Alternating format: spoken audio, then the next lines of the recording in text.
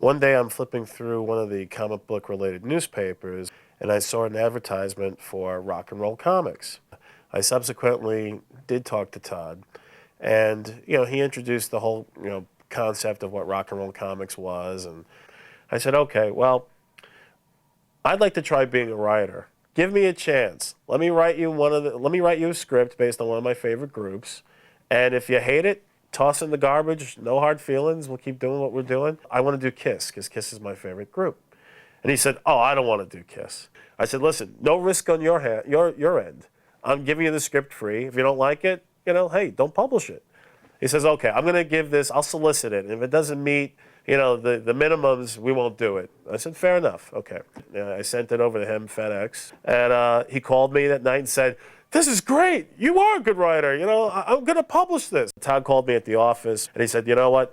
You guys did such a great job that, I have no problem relinquishing some of my writing responsibilities so I can concentrate on the business. I said, well, you know what? I'd love to do that, but, what are we going to do financially? Because up to that point, the script had been written for free. But he goes, okay, there's a check to you in the mail already. And on the back, it had a little, stamped disclaimer. I, basically give away all my rights in all perpetuity for this, that, the other thing. And, I wasn't even 19 yet. So I said, yeah, you know what? Hey, just to be published, it's worth it. I did it. No problem. 3 days after that, he calls me and says, listen, I'm doing a book on the New Kids. No one in my office wants to do it. They can't, everybody hates the New Kids. Because you know what? I know that you can do this. And then after that, you could do Led Zeppelin. I said, okay, deal, I'll do it. And he said, okay, guys, I made a promise, let's do Led Zeppelin. But when I discussed money with him, because at this point I was supposed to get a raise. So he was crying poor to me about it. And I said, listen, unless I get paid what we agreed to, we'll just shake hands. You can rehire Larry to draw your stuff, and I'll just move on. Led Zeppelin comes into the comic book store. I remember, I'm getting my store ready with the new books. The Led Zeppelin book arrives, and my name was cut out of the credits. And I tell you, I blew a gasket like you wouldn't believe. I called Todd, and he said, well, anybody that fucks with me, I can fuck with them right back. I said, who's fucking with you? You and I had a deal. Stick to your deal. Stick to the agreement. And he basically said, well, your name's cut out. No one can prove it was you. Goodbye. Click. And unfortunately, it became quite a bit of a battle in both the press and in the comic book community, because Todd unfortunately had this reputation, which most of it he deserved, I hate to say, for basically taking advantage of the writers and the artists.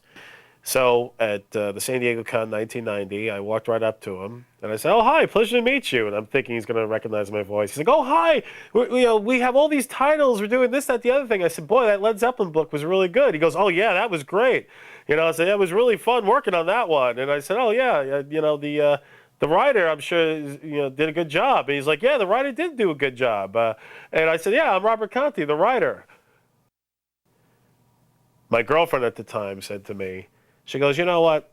What Todd is doing, anybody can do. What could stop you from doing the same thing? So I said, you know what? You got a good point there. So I started putting my own Guns N' Roses comic book into development. And I sent off a letter to Todd, with the Xeroxes. And I said, okay, if I'm not paid in full by XX amount of date, I'm going to start soliciting my own line of comics. All of a sudden, out of the blue, I get a call from Todd. Yeah, Rob, we really got to work things out, man. We're doing a new Kiss book, a 3-issue miniseries. He goes, the guy we have here, Spike, he's doing it. But he goes, we're working with Gene now. There's other things we could do together. He goes, we really should combine forces and just iron out the garbage. Unfortunately, it wasn't that much time later that Todd got killed. So we didn't get to resolve anything. Malibu Comics Entertainment had contacted me and offered me a position to be the editor of their Rock-It Comix line, where I would be in charge of packaging rock and roll based comic books, but with the band's approval and input.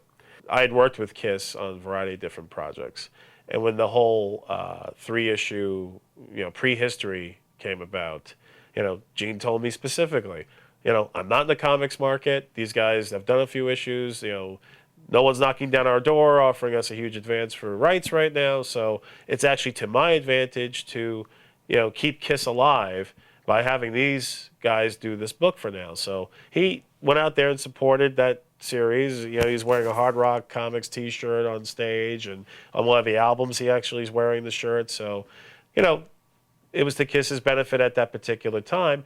But when Kiss started doing their own thing again, and they were gearing up for the reunion tour, those artists and that writer that did those particular comics wound up doing one for the Kisstory book. And since then, I had written and self-published, some of my own stuff. I actually have written books now at this point, and I've written liner notes for CDs. Most notably Kiss. I was in charge of the entire Kiss Remasters project, where we repackaged, about 20 of their records. I will be the first to stand in line and say that what made Rock-It Comix and Marvel Music possible was that Todd and Revolutionary Comics had proved that there was a marketplace for that type of genre.